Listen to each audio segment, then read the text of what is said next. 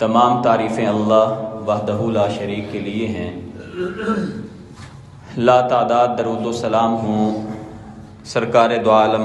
نبی مکرم رسول معظم پیغمبر اعظم ہادی اکرم جناب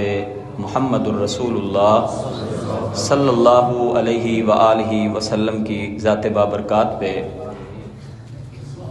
لا تعداد رحمتیں ہوں، برکتیں ہوں صحابہ کرام رضوان اللہ علیہم اجمعین کے قبور پہ کہ جن کی مساعی جمیلہ سے، جن کی کوششوں سے نبی کریم علیہ السلام کی تعلیمات آج ہم تک محفوظ حالت میں موجود ہیں۔ سامعین مکرم، خواتین و حضرات، صحابہ کرام رضوان اللہ علیہم اجمعین بلا شبہ تمام کے تمام ہمارے لیے قابل احترام ہیں، واجب التعظیم ہیں، جن کے بارے میں اللہ رب العزت نے فرما دیا رضی اللہ عنہم ورضوا عنہ، اور کہیں اس نے اعلان کر دیا اولئک هم المتقون، اور کہیں ان کی کامیابی کی گارنٹی دے دی اولئک هم الفائزون، اور کہیں پہ ان کے بارے میں فرمایا اولئک هم الراشدون۔ تمام کے تمام صحابہ کرام رضوان اللہ علیہم اجمعین ایمانی طور پہ اور روحانی طور پہ ہمارے ایمان کا حصہ ہیں، مگر بعض صحابہ کرام رضوان اللہ علیہم اجمعین کو وہ مقام، وہ مراتب حاصل ہوئے کہ جو دیگر صحابہ کے حصے میں نہیں آئے۔ آج ہم ایک ایسی اونچی اور عظیم ہستی کے بارے میں بات کریں گے کہ جو آغوش نبوت میں پرورش پانے کا اعزاز حاصل رکھتے ہیں، بچوں میں سے جنہوں نے سب سے پہلے اسلام کو قبول کیا، ہجرت مدینہ کی رات آقا کریم علیہ السلام نے جن کو اپنے بستر مبارک پہ امین کے طور پہ مکہ میں اپنا نائب چھوڑا، وہ عظیم ہستی کہ اللہ کے رسول علیہ السلام جب رومیوں سے دو ہاتھ کرنے کے لیے ان کی طرف جاتے ہیں 30,000 کا لشکر لے کے، تو آپ نے اپنا نائب مدینہ منورہ میں جن کو چھوڑا، اللہ کے رسول علیہ السلام کا معاہدہ حدیبیہ جن کو لکھنے کا اعزاز حاصل ہوا، جن کو آپ فاتح خیبر کے نام سے جانتے ہیں، جن کو داماد رسول اور سسر عمر ہونے کا اعزاز حاصل ہے،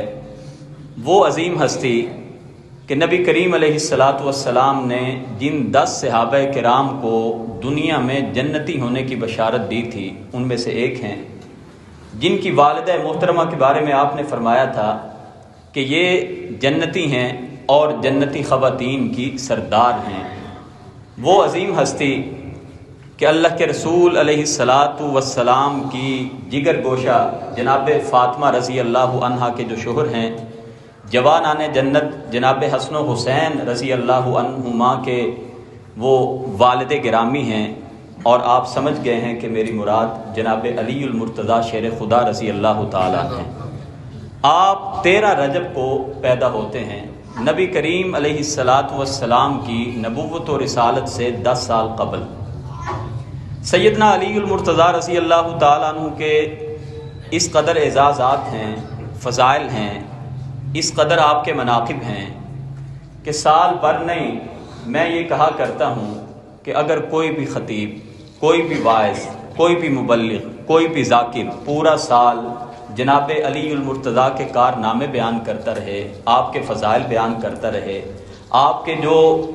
نصائح تھے جن پر پوری کتابیں آج موجود ہیں، آپ فصاحت و بلاغت کے بھی پیکر تھے، اور آپ کی ایک ایک بات کے اوپر آج کتابیں موجود ہیں، تو بلا شبہ جناب علی المرتضیٰ رضی اللہ تعالیٰ عنہ کے جو فضائل ہیں وہ بیان نہیں ہو سکتے۔ مگر یہ بڑی بدقسمتی کی بات ہے کہ سیدنا علی المرتضیٰ رضی اللہ تعالیٰ عنہ ان چند مظلومین میں سے بھی ہیں کہ جن کے بارے میں سنیوں نے بھی ان کا حق ادا نہیں کیا، اور اہل تشیع نے بھی ان کی جو تعلیمات تھی اس میں غلو کر دیا۔ یعنی اہل سنت کی اگر بات کریں تو وہ اہل تشیع کا جواب دیتے دیتے اس حد تک آگے چلے جاتے ہیں کہ بعض ایسی باتیں کر جاتے ہیں کہ جن میں جناب علی المرتضیٰ کی جو شان ہے وہ کم ہو جاتی ہے، اور اگر ان کی بات کریں تو وہ جناب علی المرتضیٰ کی شان میں اس قدر آگے چلے جاتے ہیں کہ بہت بڑے بڑے سینئر صحابہ کی وہ تنقیص ہی کر دیتے ہیں، ان کی نفی ہی کر دیتے ہیں۔ آپ کے فضائل اس قدر زیادہ ہیں، میں نے سورۃ الفتح کی جو آیت مبارکہ کا ایک ابتدائی ٹکڑا آپ کے سامنے تلاوت کیا ہے، محمد الرسول اللہ صلی اللہ علیہ وسلم، محمد اللہ کے رسول ہیں صلی اللہ علیہ وسلم، والذین معہ اشداء علی الکفار، اور جو آپ کے ساتھی ہیں وہ کفار پہ شدید ہیں، سخت ہیں، رحماء بینہم، اور آپس میں رحم دل ہیں۔ اکثر مفسرین نے اس آیت مبارکہ کی تفسیر میں لکھا ہے کہ اشداء علی الکفار جس طرح جناب عمر فاروق پہ صادق آتا ہے، اسی طرح جناب علی المرتضیٰ پہ بھی صادق آتا ہے۔ اور اللہ کے رسول علیہ الصلاۃ والسلام نے زبان نبوت سے، وحی الہی کی ترجمان سے آپ کے بارے میں جو فضائل، جو خصائص بیان کر دیے ہیں، وہ قیامت کی دیواروں تک اہل ایمان پڑھ کے اپنے قلوب و اذہان کو منور کرتے رہیں گے۔ سامعین مکرم، نبی کریم علیہ الصلاۃ والسلام کی رسالت کے آغاز سے ہی سیرت نگار بیان کرتے ہیں کہ دوسرے نمبر پر جو ایمان لانے والے تھے وہ جناب علی المرتضیٰ شیر خدا تھے رضی اللہ تعالی عنہ۔ اس بارے میں بہت سارے سیرت نگاروں نے اپنی اپنی آراء قائم کی ہیں کہ سب سے پہلے ایمان کس نے قبول کیا۔ بعض نے کہا جناب ابو بکر صدیق رضی اللہ تعالی عنہ نے، بعض نے کہا سیدہ خدیجہ الکبریٰ رضی اللہ تعالی عنہا نے۔ نبی کریم علیہ السلام وحی کے بعد سب سے پہلے اپنے گھر میں آئے تھے، اور آپ کی سب سے پہلے جو ملاقات ہوئی وہ سیدہ خدیجہ الکبریٰ سے ہوئی تھی۔ اور میں نے جتنا پڑھا ہے یا میں نے جتنا اس کو تحقیق کی نگاہ سے دیکھا ہے تو یہی بات معلوم ہوتی ہے کہ سب سے پہلے ایمان قبول کرنے والی جو تھیں، یعنی مرد و خواتین دونوں میں سے سب سے پہلے جن کو اعزاز حاصل ہوا وہ سیدہ خدیجہ الکبریٰ رضی اللہ عنہا تھی، اور مردوں میں سے جناب ابو بکر صدیق رضی اللہ تعالی عنہ تھے۔ حضرت علی رضی اللہ تعالی عنہ نبی کریم علیہ الصلاۃ والسلام کے گھر میں رہائش پذیر تھے۔ آپ صلی اللہ علیہ وآلہ وسلم کا میسج جو ہی ان کے کانوں میں پڑا، ابھی بچے تھے 10 سال کے، فوری طور پہ ایمان کو قبول کر لیتے ہیں۔ اللہ کے رسول علیہ الصلاۃ والسلام کے ساتھ رہے، وہ جو نورانی کرنیں اللہ کے رسول پہ وحی کے ذریعے نازل ہو رہی تھی، ان سے آپ بے حد فیض یاب ہوئے۔ اللہ کے رسول علیہ الصلاۃ والسلام نے جب ہجرت مدینہ کے سفر کا اعلان کیا، حضرت ابو بکر صدیق رضی اللہ تعالیٰ عنہ آپ کے ساتھ ہیں اس سفر میں، آپ نے مکہ مکرمہ میں آپ کا جو ایک بڑا لقب تھا وہ امین تھا، آپ نے اس امانت داری میں اور اپنے امین ہونے پہ کوئی انگلی نہ اٹھا سکے، آپ نے جس عظیم صحابی کا انتخاب کیا وہ جناب علی المرتضیٰ رضی اللہ تعالیٰ عنہ تھے۔ سیدنا علی المرتضیٰ رضی اللہ تعالیٰ عنہ ان کی امانتیں واپس کر کے آقا کریم علیہ السلام کے بعد مدینہ منورہ میں تشریف لے آتے ہیں۔ اسلام اور کفر کا پہلا معرکہ جو ہوا وہ غزوہ بدر 17 رمضان المبارک سن 2 ہجری میں لڑا گیا۔ اللہ کے رسول علیہ الصلاۃ والسلام نے جب فوجیں آمنے سامنے ہوئیں، ایک طرف 313 ہیں، ایک طرف 1000 کا لشکر ہے، نبی کریم علیہ الصلاۃ والسلام نے، جنگوں کا معمول یہ ہوتا تھا کہ پہلے مبارزت ہوتی تھی، بڑی جنگ سے پہلے دو بدو لڑائی، بہادر دونوں اطراف سے نکلتے تھے اور انفرادی طور پہ لڑائی ہوتی تھی، ایک آدمی آتا تھا، 2 آتے تھے، وہ آپس میں لڑائی کرتے تھے۔ اللہ کے رسول علیہ الصلاۃ والسلام نے جب انہوں نے ندا دی کہ مبارزت کے لیے بھیجو، تو آپ نے 3 انصاریوں کا انتخاب کیا۔ قریش کہنے لگے کہ ہماری مراد اپنے چچیرے بھائیوں سے ہے جو مکہ سے گئے ہوئے ہیں۔ اللہ کے رسول علیہ السلام نے فرمایا علی اٹھو،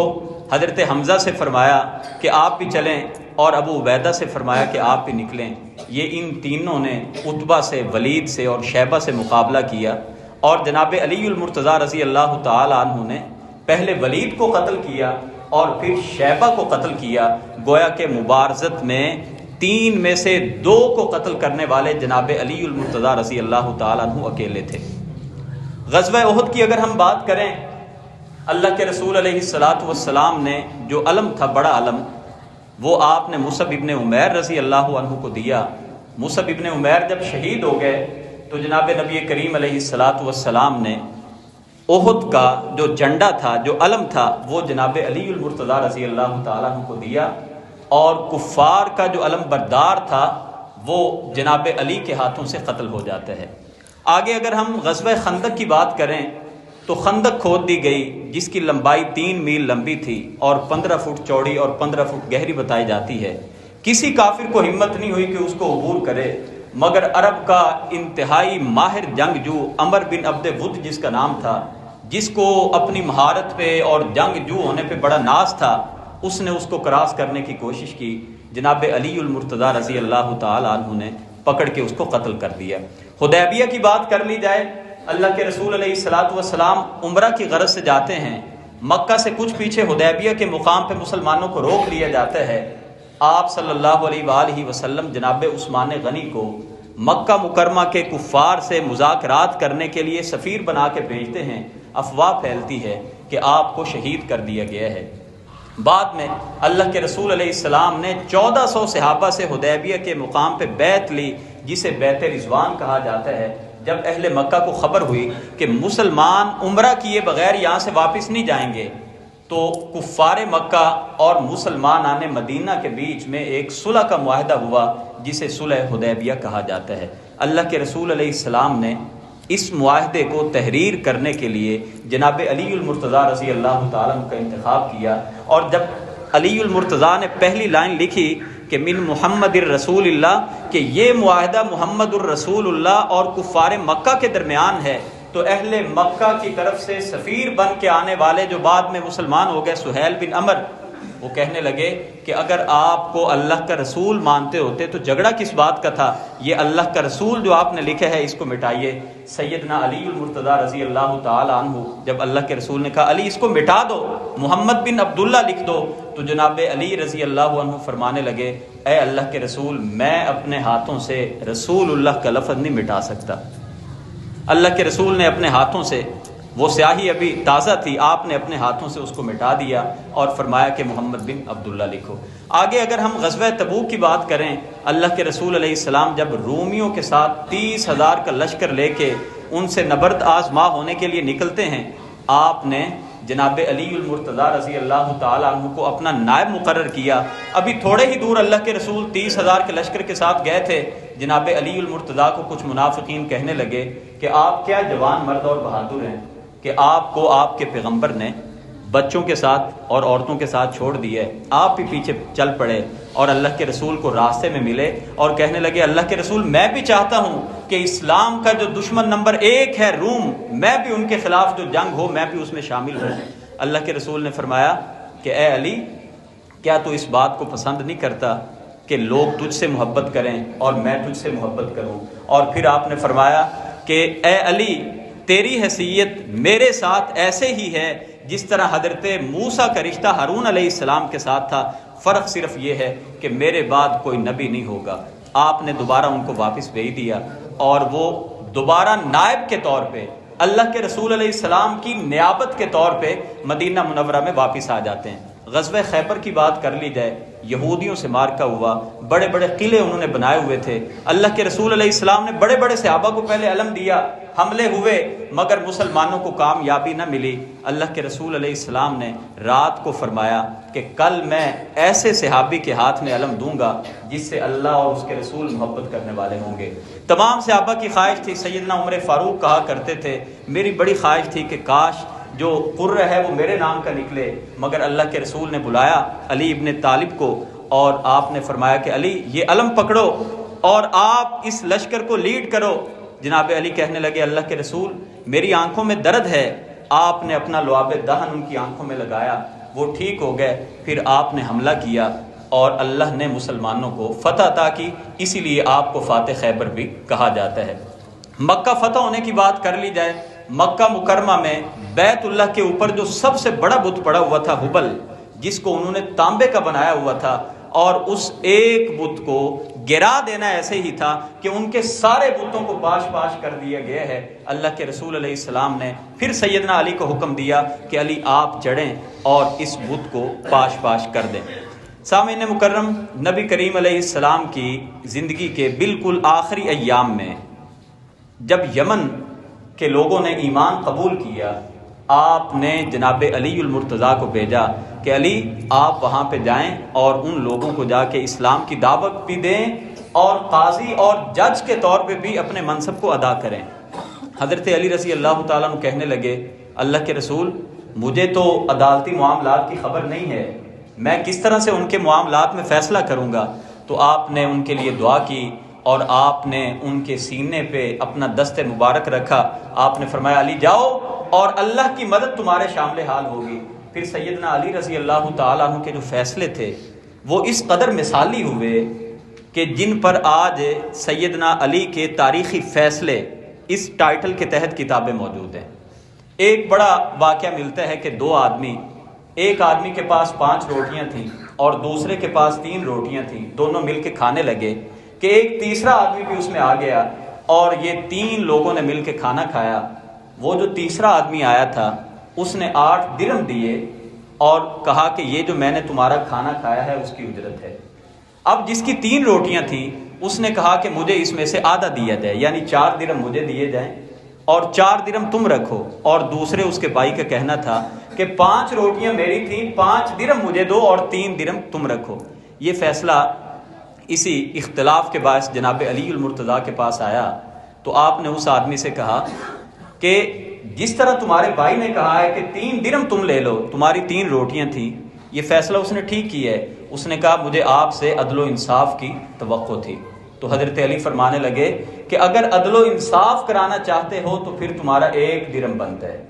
پھر تمہارا 1 درہم بنتا ہے۔ تو اس نے کہا وہ کیسے؟ تو فرمانے لگے کہ اگر 8 روٹیوں کے 3 ٹکڑے کیے جائیں تو وہ 24 ٹکڑے بنتے ہیں، تو 8 اور 8 ٹکڑے تو تم دونوں نے کھا لیے، اور جس کی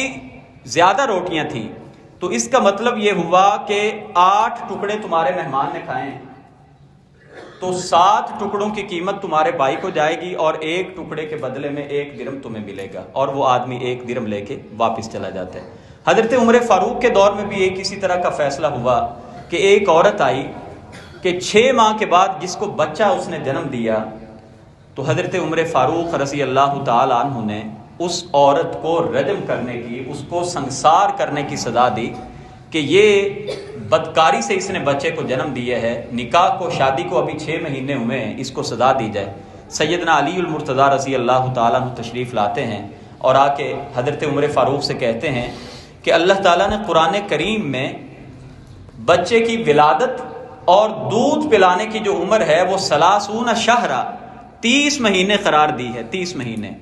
اور انہوں نے دوسری آیت پڑھی کہ جس میں یہ واضح اللہ تعالیٰ نے فرمایا کہ وَفِصَالُهُ عَامَيْنِ،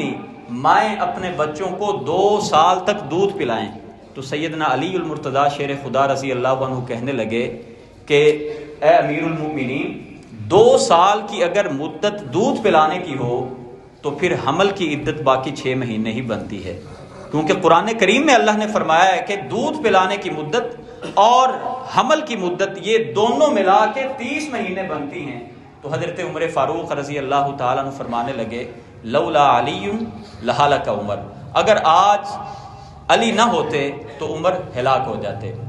سامعین مکرم، اللہ کے رسول علیہ الصلاۃ والسلام جب اس دنیا سے چلے گئے، آپ کی تدفین، آپ کے غسل اور ان تمام معاملات نے جن 2-4 صحابہ کو اللہ کے رسول کی انتہائی قربت میسر آئی، آپ کو غسل دیا، آپ کی تکفین ہوئی، آپ کی تدفین ہوئی، ان میں جناب علی المرتضیٰ رضی اللہ تعالیٰ عنہ بھی شامل تھے۔ حضرت ابو بکر صدیق رضی اللہ تعالیٰ عنہ 2 سال 3 مہینے اور 10 دن مسلمانوں کے خلیفہ رہتے ہیں۔ جاتے ہوئے عمر فاروق رضی اللہ تعالیٰ عنہ کو خلیفہ منتخب کر کے چلے گئے۔ حضرت عمر فاروق رضی اللہ تعالیٰ عنہ 10 سال قریب 6 مہینے مسلمانوں کے دوسرے خلیفہ رہتے ہیں۔ حضرت عمر فاروق جب شہادت کے قریب تھے، آپ نے 10 مبشرہ یعنی وہ 10 صحابہ جن کو اللہ کے رسول نے جنتی ہونے کی بشارت دی تھی، آپ نے ان میں سے 6 کی ایک کمیٹی بنا دی کہ تم اپنے میں سے جس کو چاہو اپنا نیا خلیفہ مقرر کر لینا۔ عشرہ مبشرہ میں سے یہ جو 6 تھے ان میں جناب علی بھی شامل تھے۔ ان کی باہمی مشاورت سے حضرت عثمان غنی رضی اللہ تعالیٰ عنہ کو خلیفہ منتخب کر لیا جاتا ہے۔ 12 دن کم 12 سال جناب عثمان غنی رضی اللہ تعالیٰ عنہ مسلمانوں کے تیسرے خلیفہ رہتے ہیں۔ حضرت عثمان غنی کے دور میں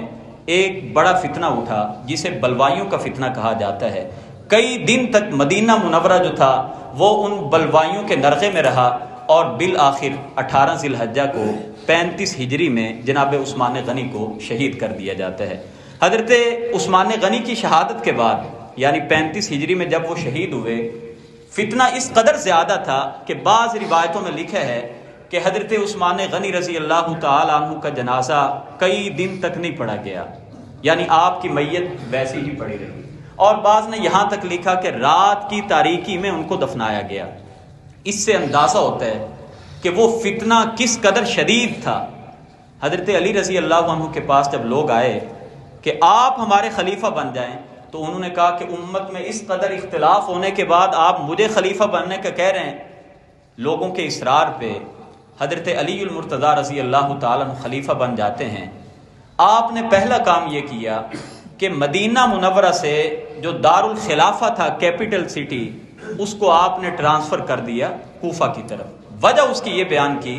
کہ جتنے بھی اب تک فتنے اٹھے ہیں، شہادت عثمان کا جو فتنہ اٹھا ہے، جو 6 سال تک کوفہ سے شروع ہوا اور مدینہ پہنچتے پہنچتے 6 سال لگ گئے، اور آج ہزاروں لوگوں نے عثمان غنی کو شہید کرنے کے لیے مدینہ پہ حملہ کر دیا ہے،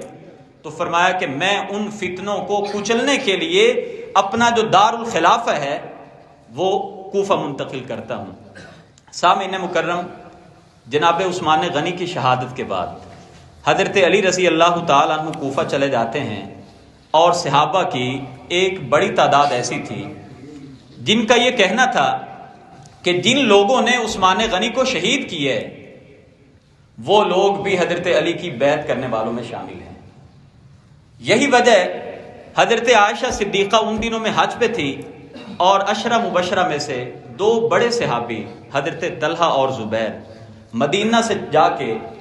مکہ مکرمہ میں حضرت عائشہ کو خبر دیتے ہیں کہ مسلمانوں کے تیسرے خلیفہ 82 سالہ بزرگ، جن کے گھر میں حضور کی یکے بعد دیگرے 2 بیٹیاں تھیں، ان کو بے دردی سے شہید کر دیا گیا ہے، اور جنہوں نے شہید کیا ہے ابھی تک ان سے بدلہ لینے میں ہم ناکام رہے ہیں۔ حضرت عائشہ صدیقہ رضی اللہ تعالی عنہا بڑے بڑے صحابہ کی معیت میں مکہ مکرمہ سے روانہ ہوتی ہیں، اور بصرہ میں حضرت علی رضی اللہ تعالی عنہ کے جو گورنر تھے حضرت سہل بن حنیف، انہوں نے حضرت عائشہ کو روکنے کی کوشش کی، آپس میں لڑائی ہوئی اور سہل بن حنیف گرفتار ہوئے۔ حضرت عائشہ صدیقہ نے ان کو چھوڑ دیا۔ حضرت علی کو خبر ملی تو حضرت علی کوفہ سے چلتے ہیں، حضرت عائشہ سے آ کے مذاکرات کرتے ہیں، اور سیدنا علی رضی اللہ تعالیٰ عنہ فرماتے ہیں کہ ابھی تک تو تمام لوگوں نے میری بیعت بھی نہیں کی، اور اگر آپ یہ سمجھتے ہیں کہ جس نے عثمان غنی کو شہید کیا ہے علی ان کو بچا رہے ہیں تو یہ تمہاری غلط فہمی ہے۔ میں تو خود اور میرے بیٹے حسن و حسین عثمان کا پہرا دینے والوں میں شامل تھے۔ ابھی ان کو فوری طور پہ پکڑنا ناممکن ہے، کیونکہ ابھی تک تو پورے شام نے میرے ہاتھ پہ بیعت نہیں کی۔ حضرت عائشہ صدیقہ اور حضرت علی کے بیچ میں صلح ہو جاتی ہے۔ صلح اس بات پہ ہوئی کہ جن لوگوں نے عثمان غنی کو شہید کیا ہے چن چن کے ان تمام لوگوں کو قتل کراؤں گا۔ رات کی تاریکی میں انہی فتنہ بر لوگوں میں سے جن کو خبر تھی کہ حضرت علی اور حضرت عائشہ کی صلح کا نتیجہ یہی نکلے گا کہ ہمیں گرفتار کر لیا جائے گا، رات کی تاریکی میں انہوں نے حضرت عائشہ کے قافلے پہ حملہ کر دیا۔ سب سے پہلے یہ 2 جو عشرہ مبشرہ میں سے صحابی تھے، طلحہ اور زبیر، یہ شہید ہو گئے، اور حضرت عائشہ کے ساتھ پورا بصرہ شامل تھا۔ انہوں نے یہ سمجھا کہ حضرت علی کے لشکر نے ہمارے ساتھ غدر کیا ہے، دھوکہ کیا ہے، صلح کر کے رات کی تاریکی میں حملہ کر دیا ہے۔ جنگ ہو جاتی ہے جس کو جنگ جمل کہا جاتا ہے، جس میں قریب 10,000 مسلمان شہید ہوتے ہیں۔ 10,000 مسلمان حضرت علی کی فوج سے بھی اور حضرت عائشہ صدیقہ کی فوج سے، اور یہ یاد رکھنے کی بات ہے کہ دونوں طرف لڑائی کرنے والے ایک ہی نبی کی امتی ہیں، کلمہ پڑھنے والے ہیں۔ حضرت عائشہ سے دوبارہ صلح ہو جاتی ہے۔ حضرت علی فرماتے ہیں میری نظر میں وہ تمام فتنے ور لوگ موجود ہیں، میں ان تمام کو پکڑوں گا، مگر حکمت کا تقاضا یہ ہے کہ مجھے حالات پہ گریپ ہو لینے دیں۔ اور سامعین مکرم میں ایک اور بھی بات عرض کرتا چلوں، ہمارے ہاں کئی ہمارے جو دوست احباب ہیں ہمارے اہل سنت کے، بشمول دیوبند ہوں، بریلوی ہوں، اہل حدیث ہوں، وہ ان معاملات میں آ کے سیدھا سیدنا علی پہ اٹیک کرنا شروع ہو جاتے ہیں۔ میرا ایمان ہے کہ جناب علی المرتضیٰ رضی اللہ تعالیٰ عنہ کی جو حکمت عملی تھی سیاسی طور پہ، وہ یہ تھی کہ جب تک میں سٹینڈ نہیں ہو جاتا، جب تک پورا شام میرے ہاتھ پہ بیعت نہیں کر لیتا، یہ ہزاروں لوگ ہیں، ایک نئی جنگ کا سما بن جائے گا، اور ان کو فوری طور پہ پکڑ کے ان سے قصاص لینا یہ ابھی ناممکنات میں سے ہے۔ حضرت علی کا صرف یہ موقف تھا، لیکن جنگ ہو گئی۔ اسی اثناء میں پورا جو شام تھا وہ مظاہرے کرنے پہ آمادہ و تیار تھا کہ جب تک حضرت علی عثمان غنی کے قاتلین کو نہیں پکڑیں گے ہم حضرت علی کے ہاتھ پہ بیعت نہیں کریں گے۔ پورا شام امیر معاویہ کے ساتھ تھا۔ حضرت علی رضی اللہ تعالی عنہ نے ایک یہ فیصلہ کیا کہ فوری طور پہ امیر معاویہ کو معزول کر کے ان کو گورنری سے ہٹا کے، کیونکہ وہ پچھلے 20 سال سے عمر فاروق اور عثمان غنی رضی اللہ عنہما کے وقت سے وہ شام کے گورنر چلے آ رہے تھے، پچھلے 20 سال سے۔ یہ ان کا آپ کہیے کہ حسن انتظام تھا یا معاملات کو اس قدر بہتر چلا رہے تھے کہ پچھلے 20 سال سے گورنر تھے۔ حضرت علی رضی اللہ تعالی عنہ نے حضرت امیر معاویہ کو معزول کر دیا اور جو اپنا نیا گورنر شام میں بھیجا۔ شام کے لوگوں نے حضرت علی کا نافذ کردہ جو گورنر تھا اس کو ماننے سے انکار کر دیا، اور انہوں نے کہا کہ اس کا مطلب ہے کہ امیر معاویہ کو اس لیے ہٹایا گیا ہے کہ امیر معاویہ بھرپور اور توانا آواز تھے کہ عثمان غنی کے قاتلین کو فوری پکڑ کے قصاص میں قتل کرا دیا جائے۔ اسی اثناء میں حضرت علی جن کے ساتھ پورا کوفہ ہے اور حضرت امیر معاویہ جن کے ساتھ پورا شام ہے، دونوں آمنے سامنے ہوتے ہیں، بڑی شدید جنگ ہوتی ہے۔ حضرت امیر معاویہ کے لشکر کی تعداد 80,000 بتائی جاتی ہے، حضرت علی رضی اللہ تعالیٰ عنہ کے لشکر کی تعداد 60,000 بتائی جاتی ہے، اور بعض روایتوں کے مطابق 45,000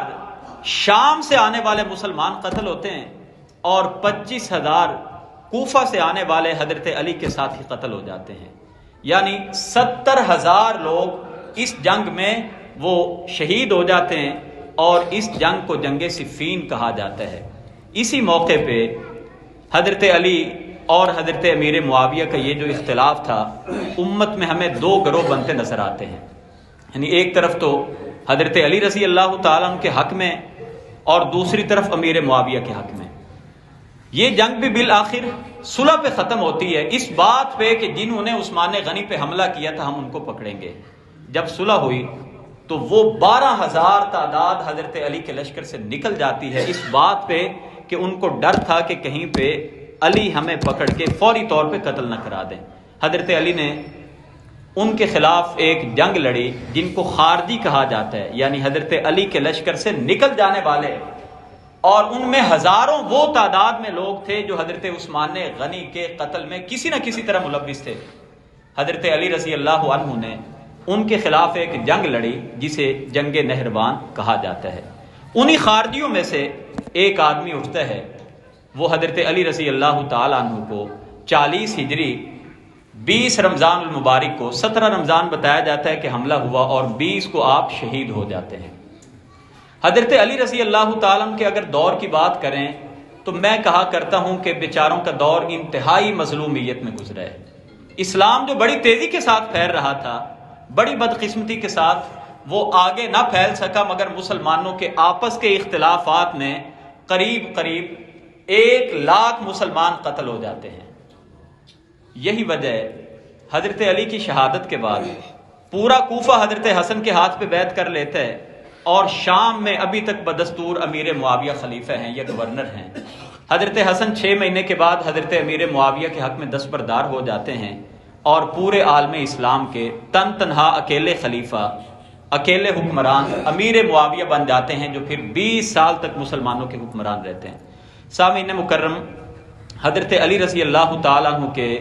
جو خلافت کی مدت ہے، کسی نے ان سے پوچھا کہ ابو بکر، عمر، عثمان رضی اللہ عنہم، ان کا دور اتنا شاہانہ تھا کہ اتنی فتوحات ہوئیں،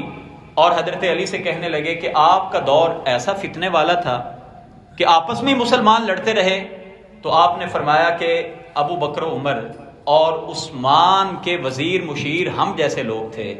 اور میرے مشیر تم جیسے نکمے لوگ ہیں، تو یہ حالت ہوئی کہ ہم آپس میں ہی لڑائیاں کرتے رہے. حضرت علی رضی اللہ تعالیٰ عنہ کے فضائل، مناقب، آپ کی شان، آپ کا احترام بلا شبہ اسی طرح ہے جس طرح سیدنا ابو بکر صدیق کے ہے. میں دوبارہ عرض کیے دیتا ہوں کہ شان میں، احترام میں، صحابہ کرام میں تفضیل ضرور ہے کہ اللہ کے رسول نے بعض کے بارے میں بہت زیادہ فضیلت والی حدیثیں آ گئیں، بعض میں کم آ گئیں، مگر ہمارا کام نہیں بنتا کہ جج بن کے بیٹھ جائیں. یہ فیصلہ اب اللہ کے سپرد چھوڑ دیجئے. ہمارا کام نہیں ہے ان چیزوں پہ جج بننا اور جنگ جمل کی بات کر لی جائے. ایک طرف سیدہ عائشہ ہیں اور ان کے ساتھ عشرہ مبشرہ والے صحابہ ہیں، 10,000 مسلمان شہید ہوئے. ہمارا کام نہیں بنتا کہ اس بات پہ بحثیں کرنا شروع ہو جائیں کہ جنگ جمل میں حضرت علی حق پہ تھے یا حضرت عائشہ حق پہ تھی. اختلاف آپ کے سامنے رکھا ہے، تھے دونوں طرف صحابہ کرام، اور اختلاف بھی جس بات پہ تھا وہ حضرت عثمان غنی کے قاتلین کی فوری گرفتاری تھی. دونوں طرف یہ اختلاف تھے. حضرت علی کی اپنی رائے تھی رضی اللہ عنہ، مگر سیدنا علی رضی اللہ تعالیٰ عنہ کا جو یہ مقام ہے کہ اللہ کے رسول نے فرمایا کہ علی تمہاری حیثیت میرے ساتھ ویسی ہی ہے جیسے ہارون کی موسیٰ علیہ السلام سے تھی. اور پھر اللہ کے رسول علیہ السلام نے ان کے بارے میں جو شان، جو مقام، جو فضائل بیان کیے. سیدہ عائشہ صدیقہ کا جب نکاح ہونے لگا سیدہ فاطمہ الزہرا کا حضرت علی سے، تو آپ نے فرمایا کہ اللہ نے مجھے حکم دیا ہے کہ میں اپنی بیٹی کا نکاح علی سے کروں رضی اللہ تعالیٰ عنہ. اب دو باتیں جس میں ہمارے ہاں بہت زیادہ اختلاف پیدا ہوا. پہلی بات تو یہ ہے، ایک واقعہ تو باغ فدق کا ہے کہ جس پہ ہمارے اہل تشیع آئی، وہ اس طرح آگے چلے گئے کہ انہوں نے کہا کہ ابو بکر، عمر، عثمان یہ سارے غاصب تھے اور انہوں نے حضرت علی اور ان کی آل اولاد پہ ظلم کیا. اور دوسرا جو سبب بنا وہ خطبہ غدیر خم تھا. اللہ کے رسول علیہ السلام جب حج سے واپس آ رہے تھے تو یمن میں والی کے طور پہ جناب علی کو بھیجا گیا تھا. یمن سے کچھ لوگ آئے، انہوں نے آ کے حضرت علی کے خلاف شکایتیں کی. آپ نے ایک مقام پہ خطبہ ارشاد فرمایا جس میں آپ نے فرمایا من کنت مولاہ فہذا علی مولاہ، میں جس کا مولا ہوں یہ علی بھی اس کا مولا ہے. اب اس روایت کے بارے میں اہل سنت نے اپنی تشریح کی، اہل تشیع نے اپنی تشریح کی. اہل تشیع نے یہ کہا کہ اس سے مراد یہ ہے کہ اللہ کے رسول نے اپنے بعد فرما دیا تھا کہ میرے بعد خلیفہ اگر ہوں گے، امام تمہارے ہوں گے تو وہ حضرت علی ہوں گے. جبکہ اہل سنت نے اس پہ کتابیں لکھی کہ یہاں پہ مولا سے مراد اور ولی سے مراد ہے کیا. مولا سے مراد دوست بھی ہوتا ہے، مولا سے مراد بندہ بھی ہوتا ہے، مولا سے مراد امام بھی ہوتا ہے. اب ان دو باتوں پہ ایک طرف غلو اس قدر زیادہ ہو گیا کہ انہوں نے کہا کہ خلافت اور امامت اللہ کے رسول کے بعد جو حق تھا تو صرف علی کا تھا. لیکن میں عرض کیا کرتا ہوں کہ اللہ کے رسول علیہ السلام نے یہ تو ایک ارشاد فرمایا تھا، مگر ابو بکر صدیق کا آپ نے مرض الموت میں اپنی وفات سے کچھ دن پہلے جب آپ علیل تھے، آپ نے 17 نمازوں پہ ابو بکر صدیق کو حکم دیا کہ میرے مصلی پہ کھڑے ہو کے نمازیں پڑھاؤ. اور یہ واضح اشارہ تھا کہ جو تمہارا حکمران ہوگا وہی تمہارا امام ہوگا. اللہ کے رسول علیہ السلام 10 سال تک اس دنیا میں رہے مدینہ منورہ میں، آپ ہی امامت کے فرائض سر انجام دیتے تھے، آپ ہی تمام معاملات کو سر انجام دیتے تھے. یہ واضح اشارہ تھا کہ جس طرح دین کے معاملات میں میں اپنا نائب، اپنے مصلی کا نائب ابو بکر کو بنا رہا ہوں، اسی طرح دنیاوی معاملات میں بھی تمہارا نائب اور میرا نائب، تمہارا امام جو ہے وہ ابو بکر ہوگا. تو دوسری طرف وہ روایات بھی موجود ہیں، مگر یہ ان روایات کو لے کے امامت علی کا تصور پیش کرنا اور باقی صحابہ کی تنقیص کرنا، ہمارا ایمان ہے جناب علی المرتضیٰ کے بڑے فضائل ہیں، مگر فضائل کا یہ مطلب نہیں ہے کہ ابو بکر و عمر عثمان کے فضائل کا انکار کر دیا جائے. اور پھر اسی طرح اگر واقعہ فدق کی بات کر لی جائے، نبی کریم علیہ السلام کو مال فے میں سے ایک باغ ملا تھا، اور باغ فدق جس کو کہا جاتا ہے، مال فے سے مراد وہ مال ہے کہ جس میں مسلمانوں نے کفار سے لڑائی کیے بغیر مسلمانوں کو جو مال مل جائے اسے مال فے کہتے ہیں، لڑائی کے بعد جو مال ملے اسے مال غنیمت کہا جاتا ہے۔ تو قرآن یہ کہتا ہے کہ جو مال فے ہے وہ صرف اور صرف اللہ اور اس کے رسول اور اللہ کے رسول کی آل اولاد کا ہے، یعنی آل اولاد سے مراد کہ جن کو آپ جن پہ خرچ کرنا چاہیں۔ یہ جو باغ تھا یہ اللہ کے رسول کے پاس رہا۔ اللہ کے رسول علیہ السلام کا ایک ارشاد گرامی ہے کہ پیغمبر اس دنیا میں مال دولت چھوڑ کے نہیں جاتے، وہ درہم و دینار کا وارث بنا کے نہیں جاتے۔ نبی کریم علیہ السلام جب اس دنیا سے چلے گئے، ابو بکر صدیق نے جو پہلے فیصلے کیے ان میں سے ایک فیصلہ یہ بھی تھا کہ وہ جو باغ فدق تھا وہ آپ نے لے کے بیت المال میں شامل کر دیا۔ حضرت علی رضی اللہ عنہ کا موقف تھا کہ یہ وراثت میں سارا کا سارا باغ ہمیں ملنا چاہیے، مگر یہ ایک دینی مسئلہ تھا،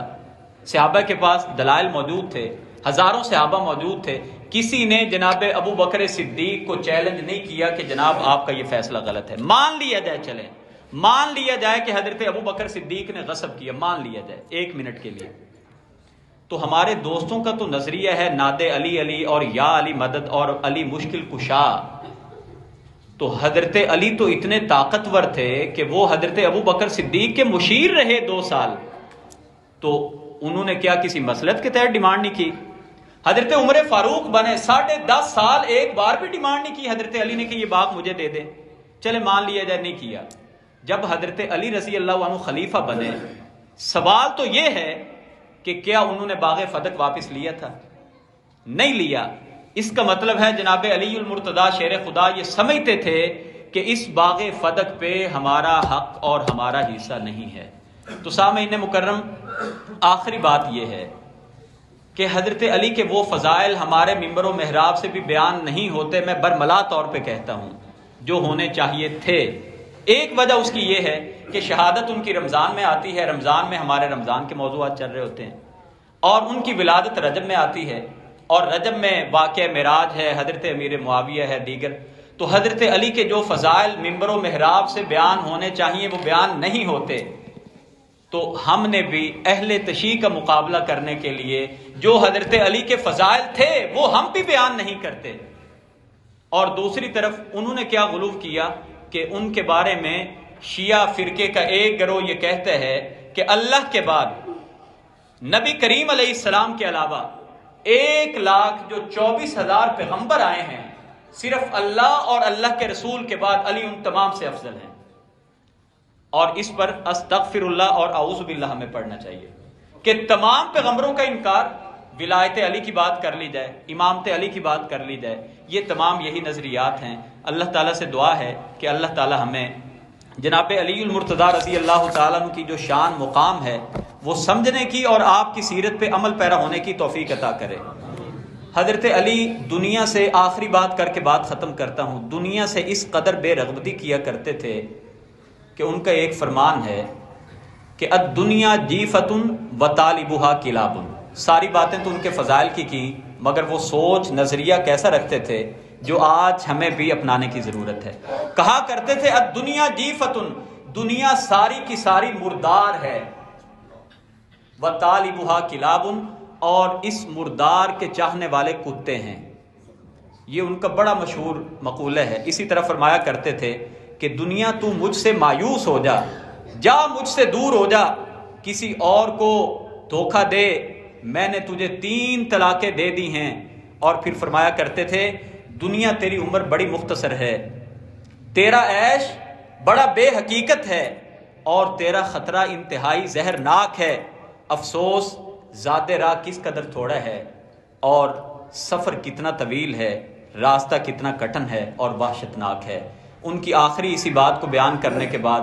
ہمارے لیے بھی ضرورت اسی بات کی ہے کہ ہمیں بھی غور کرنا چاہیے کہ راستہ کتنا طویل ہے، دنیا کتنی پرخطر ہے،